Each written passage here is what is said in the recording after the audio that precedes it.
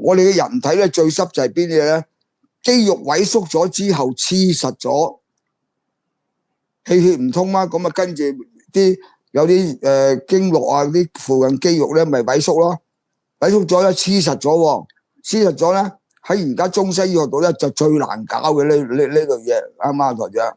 嗯，你點樣走翻通佢，又再引翻啲細胞有生機嗰下嘢啊嘛？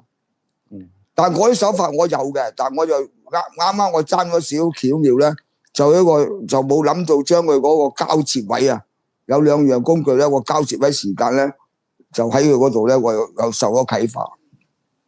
我呢個幾十年以前練嗰啲，我哋叫空手道啦，俗稱叫鐵砂掌啦，鐵砂掌啊你劈嗰嚿磚冚家鏟劈唔斷啦，我劈磚噶。哦，我而家你攞嚿磚我劈斷噶。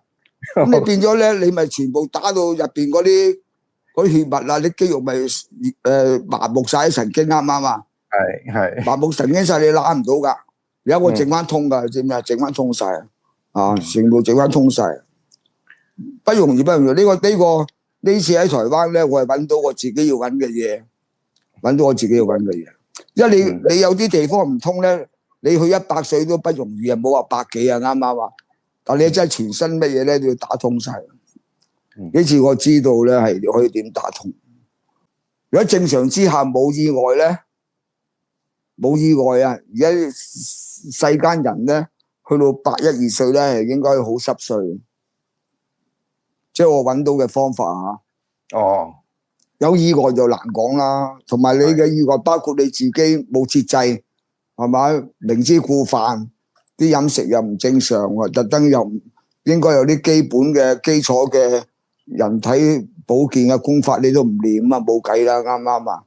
嗯，同埋你加上心理唔健康嘅，瞓唔着咁啊，梗係冇計啦。或者有啲人嘅職業病咁又係短壽啦。